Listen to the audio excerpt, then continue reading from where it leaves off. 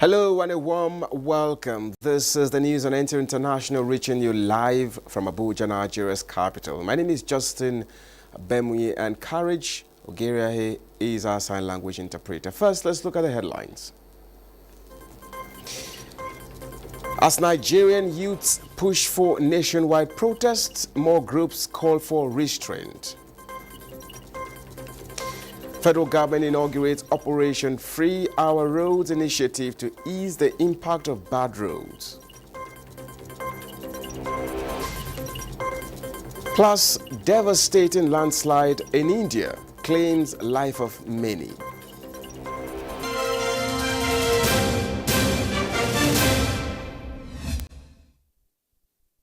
Well, thank you so much for joining us. The National Coalition of Niger Delta Agitators has added its voice to the planned nationwide protest, calling on Nigerian youths and Niger Deltans in particular to shun what it described as an ill-conceived protest. The coalition, in synergy with the Presidential Amnesty Program, said there is need to support and not attack government of the day.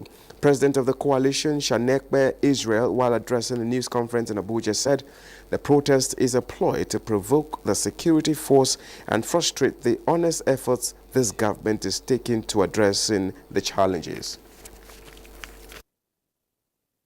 Nigeria is the only country we own.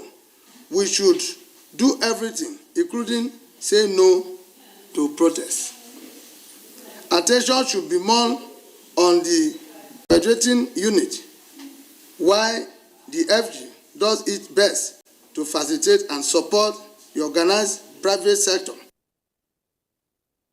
The group said the Nigeria Community Action for Resilience and Economic Stimulus, distributions of grains, and recent Supreme Court judgment on local government autonomy, students' loan, and road infrastructure are some of the efforts Bola Ahmed Tinubu is making. Israel said the youths must rethink before they take any negative actions they might regret later. The criminal elements are behind the call for anarchy in our land, and this is why we are calling on Nigeria to shun the device. The coalition calls on the security agencies to be on alert to guide against any act that might lead to insurrection. And Speaker of the House of Representatives, Tajuddin Abbas, passionately appeals to planners of the nationwide anti-government protests to shelve their action in the interest of the country and its citizens. Speaker Abbas, in a statement, says the federal government has listened to the frustrations and concerns of citizens, especially the youth, assuring that the Tinubu administration is working round the clock to bring succor to Nigerians. The Speaker highlights the student loan scheme as well as the consumer credit scheme as part of several policies initiated by the current administration towards sustaining livelihoods and reducing financial burden on citizens. He says the House of Representatives has equally taken measures to continuously engage the youth to find solutions to their challenges towards a brighter future. Speaker Abbas canvasses purposeful dialogue between aggrieved groups and government while expressing optimism that legitimate engagements will produce constructive solutions. In another development, Minister of Agriculture and Food Security Abubakar Kyari has appealed to Nigerians to shun proposed protests as prices of agricultural produce have started dropping. The minister also implored farmers to consider the profound impact of the dedicated focus on farming activities. Agriculture correspondent Musa Babaliu visited some markets in Plateau and Benue State to confirm the prices of food items. This is Faringada Market, one of the major farmers' markets in Jos Plateau State. A survey indicates that prices of agricultural produce have started dropping when compared to what was obtainable months ago. The development was attributed to the high supply of the produce. This truck of yam just arrived from Kachia local government area of Kaduna State. The yams are fresh, directly from the farm. Theresa Bala says a truck of newly harvested yam cost her about 1.2 million naira, while the old stock was as high as 5.5 million naira.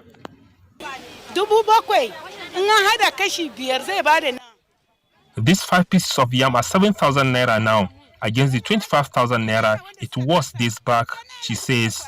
Similarly, prices of potatoes have also dropped by almost 70% as the new harvest flooded the market across the states. Like 3 months ago, we are selling the bag 160,000 naira, 170,000 naira. After that, we are selling it 35,000 naira, 40,000 naira. But now you can get 60, you can get 50, you can get 45, and you can even get that of 30. Depends on what you are buying and the sizes you are buying. Tomatoes that were sold in baskets between 100 and 120,000 naira now goes for as low as 15,000 naira. Rhoda Abba, a major supplier of vegetables to the southwest, hopes that the prices will crash more in coming days. Now we are getting better. We are even happy the way the thing have come down, at least. Before 2 months ago, we bought it 40,000, even 45. Now we buy the baskets 16, 15, 17,000, the good one, and the light one 10, 12,000. It's every Nigerian's dream that the price will drop so that everybody can afford. At Katako Market, prices of grains, especially maize and beans, have dropped by about 30%. Awalu Isa Hassan is the chairman of the grains market in Jos. Like price of corn and beans, it dropped almost 30%, because as of early this month, we are selling beans up to 180,000 naira, while now it's dropping to 160,000 naira. Reports from Benue, Kaduna and Nasarawa states indicate that farmers are expecting a bumper harvest this year, hoping that food inflation will drop more. From Jos, Musa Baba Aliyu, NTA News. The National Civil Society Council of Nigeria has urged all those planning for protests to consider the broader implications, potential dangers and losses of their actions on collective peace, stability and development. The council made the call at the World Press briefing chaired by its Executive Director, Blessing Akinlo-Sotu. The council condemned the unprecedented hardship average Nigerians are facing as a result of the policies of subsidy removal and floating of the naira. It said the president's openness and sincerity of purpose in publicly acknowledging the enormous challenges facing the country is an indication of a patriotic and genuine commitment to tackle the issues. Only worsen situation, often leading to uncontrollable looting, burning of properties and destructions of vital infrastructure. Such action do not solve our problem at all. Instead, they create new one and set us back in our pursuit of progress. Therefore, to the protesters, it is no more productive to embark on it and achieve the original aim. Get this clear now. It is their right. But we sense with all the security informations that people are looking around to hijack it. Therefore, we are suggesting that there should be another way to communicate this message. The council advised all Nigerians to exercise patience and give the government the needed time and support to implement necessary reforms and initiatives. The group said it is optimistic that through constructive dialogue and collaboration, lasting changes can be achieved in no distant time. The National Civil Society Council of Nigeria called on governments, civil societies and the citizenry to join hands in building a Nigeria where justice, equity and prosperity are accessible to all. The defunct APC Presidential Campaign Council, APC-PCC, is appealing to Nigerians, particularly the youths, to shelve the planned protest over economic hardship. In a statement signed by Senator Simon Bakolalong, the defunct APC-PCC says that in making the appeal, it is not oblivious to the genuine concerns of Nigerians over the economic hardship arising from some policies of the Tinubu administration in addressing long-standing issues that have held down national progress for decades. Similarly, the defunct council acknowledges and respects the constitutionally guaranteed democratic rights of Nigerians to freely and peacefully ventilate against any policy of government. It, however, strongly advised that this is not the right time for such protests because with just over a year into the life of this administration, the time is too short to conclude on its performance. Now, the prompt assent to the new national minimum wage is a demonstration of President Tinubu's commitment to improve the well-being of workers. In a statement, the special advisor to the President of National Assembly Matters, Senator Bashir Lado, says the assent was a promise kept and commended the President, the National Assembly and organized labor for their roles in making it a reality.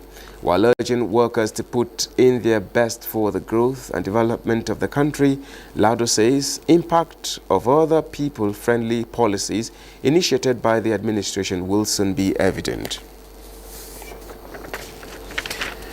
Now, the federal government has formally floated Operation Free Our Roads, an initiative meant to ease the impact of bad roads on the socio-economic lives of the people. Minister of Works David Umahi, who inaugurated the initiative, also handed over some parts of the Abuja-Kaduna-Kano highway to some private entities under the tax credit scheme. Abdullah Muhammad reports. Abuja-Kaduna-Kano highway's construction project is almost 6 years in the cooks. With the cost of the condiments meant for cooking it getting out of reach, the renewed hope movement takes a bold step, changing the cooks and unlocking a new source of funding. The president is in a hurry, to complete this project just like other projects. More than 50 kilometers of the dual carriageway will be executed through tax credit scheme, offloading the burden on a contractor that has been leg dragging. Mr. President directed that we should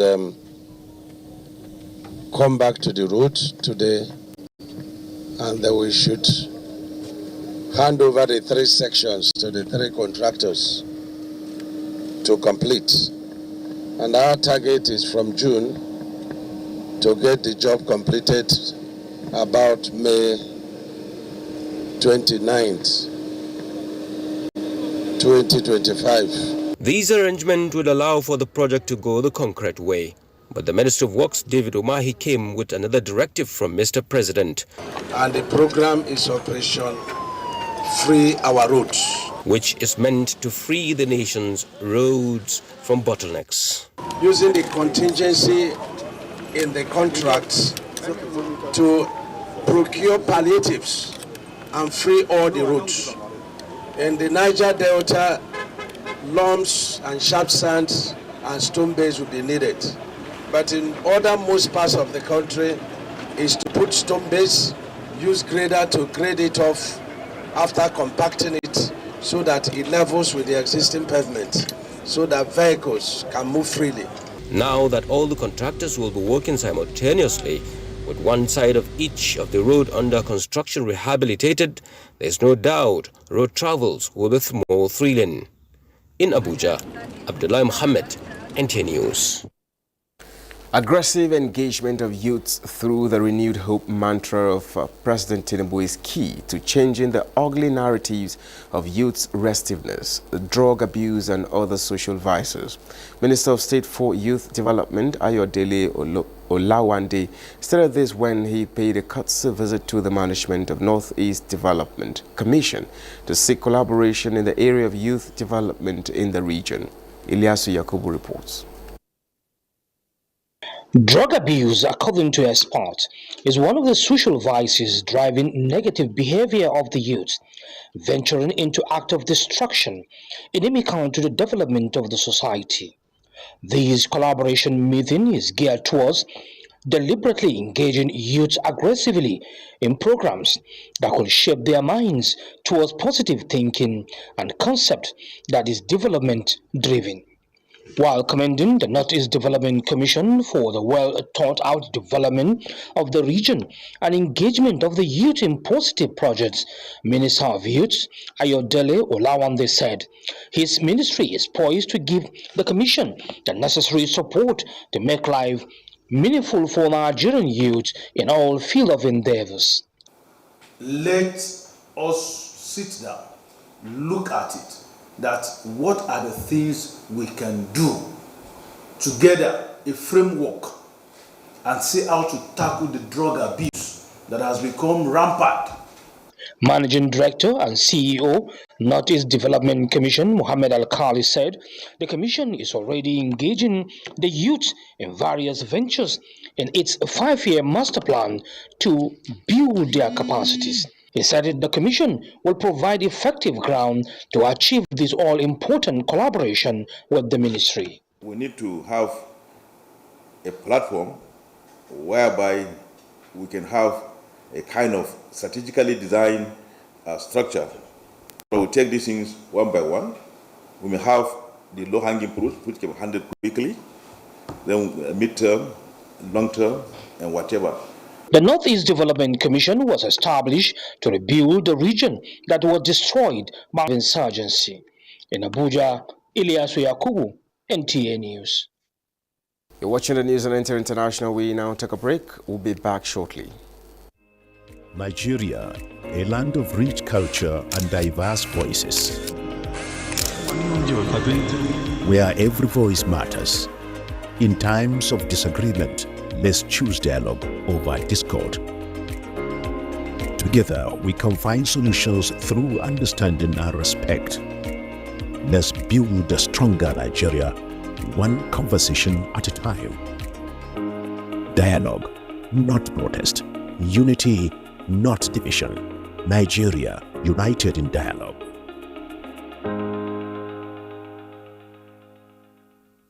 The National Park Service invites the general public to the commemoration of 2024 World Rangers Day, created to appreciate the selfless contributions by rangers in the protection of biodiversity. The commemoration holds Wednesday, 31st of July, 2024 by 10 a.m. at the service headquarters along Airport Road, Abuja, and unit parks in the country.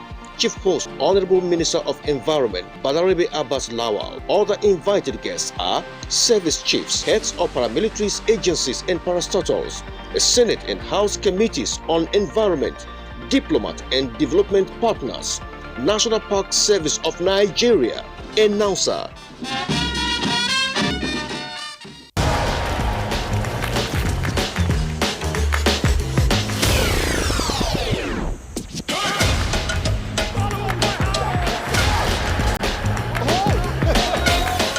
This season, enjoy all the better moments with GoTV. Your football party GoTV, they give you better deal of decoder plus GoTenna for only 19,900 naira. Make you enjoy correct football action live on Top Super Sport. GoTV, love it. Telecommunications subscribers have been reacting to the deactivation of their SIM cards, saying it has negatively affected livelihoods and disrupted many business activities. Asolajide Bello reports that although the Nigerian Communications Commission has directed the service provider to reactivate the blocked SIM cards as a temporary measure, some subscribers attributed the uproar to the state of the nation. For reasons best known to them, they are making people to find it difficult to register the thing. Even when you go physically to register in the offices, you come in the morning, you stay till evening. Sometimes they will tell you to come the next day. Elochukwu Onyora, a civil servant in the Federal Capital Territory, recounting the Herculean task of linking the National Identification Number NIN to the Subscriber Identification Module SIM cards. Left for him, as the world is adopting technology in all spheres of human endeavors, such should be replicated by service providers. When we have opportunity to make use of app to do the registration online, why asking people to come and queue in their offices? For what reason? Others, like Elochukwu, also had similar tales to tell. I was surprised, and I registered with the NIM. My plan was on Monday, okay, let me go to NTA office to go and find out. So when I wake up on Monday morning, I just kept my phone on the table. I just see my phone around. Because it affected my mom. My mom's line was blocked too. It was only a MTN that was blocked. She tried reactivating it, but they told her she had to come to the NTA office. But because she's of age, I just tell her to relax. Felix Ide is indifferent, as he, like some other subscribers, were not affected directly. He's calling for attitudinal change by Nigerians in responding to such issues. I think what we advise those people who have never get their national identity should go for it, because it's not as difficult as before. And they have decentralized it. Once an authority has said this is the upgrade, or we should do this, I advise people they should do that as soon as possible. A stitching time, they say, saves 9, as the temporary window given by the Nigerian Communications Commission for reactivation of lines affected by the NIN SIM verification issue is counting, after reviewing the deadline from April 15, 2024 to July 31st. Affected subscribers are expected to leverage the opportunity to ensure to do the needful. Olajude Bello, NTA News. With Nigeria raking in about $100 billion from diaspora remittances in the last 5 years, the need for the amendment of the Constitution to allow for diaspora voting, which has commenced with the introduction of a bill, has become necessary. This was part of a submission at the 2024 National Diaspora Day celebration with the theme Japa Phenomena and its implications for national development. Deborah Bala Bobo has the details. You have made your marks in science, in engineering, medicine, music, and other fields.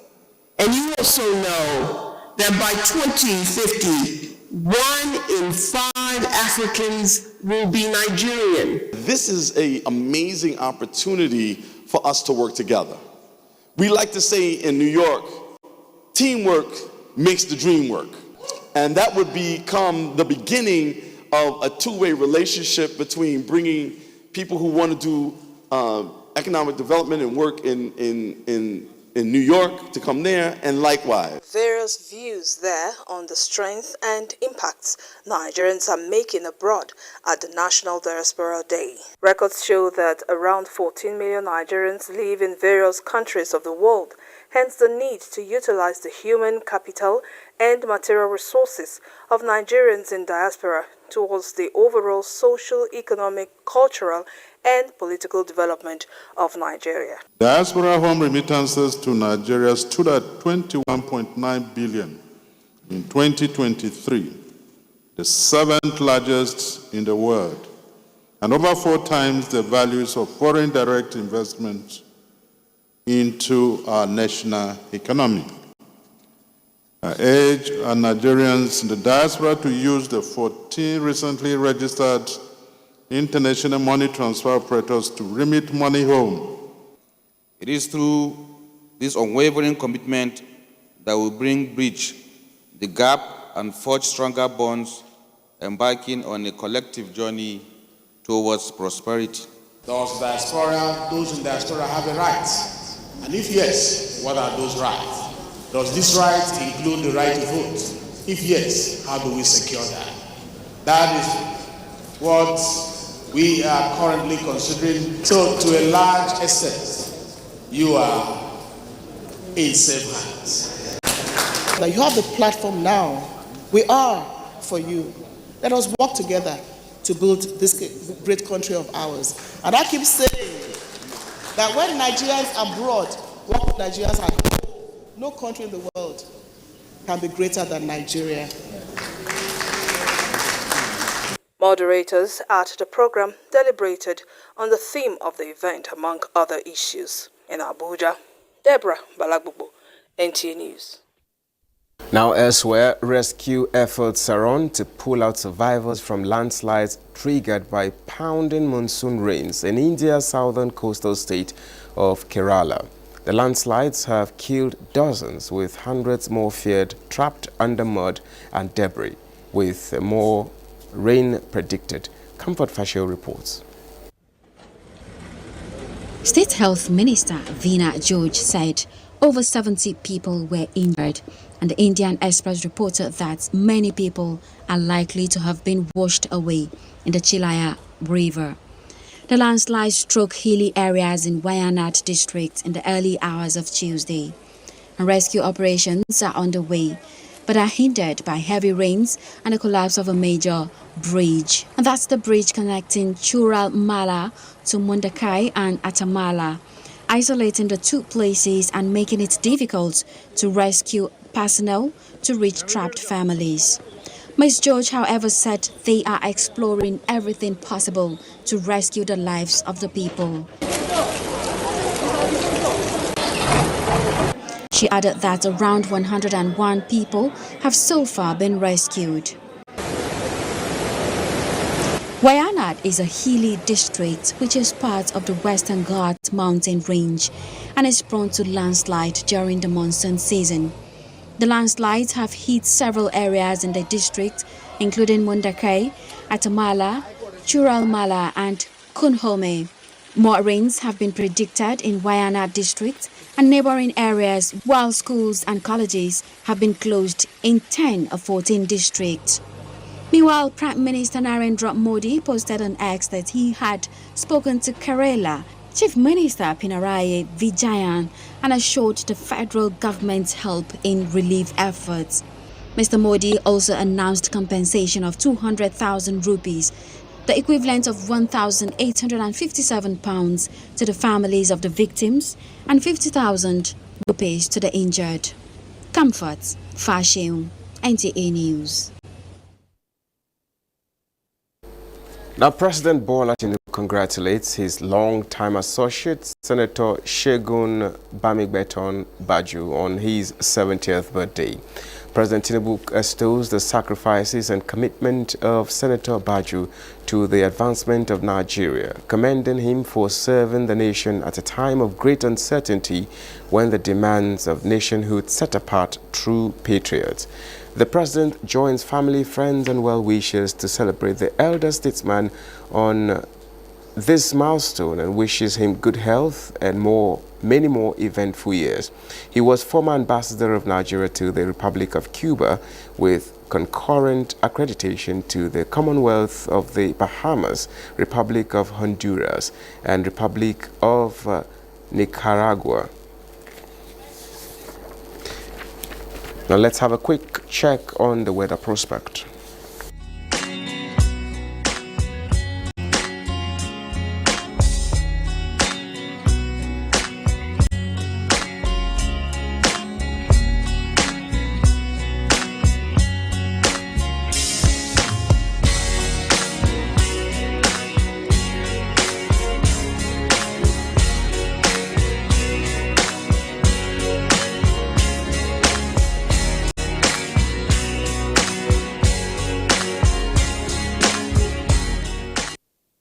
This is where we end the news on NTA International. Thank you so much for watching. My name is Justin Bemui, and Courage Ogeria here has been the sign language interpreter, and we say bye for now.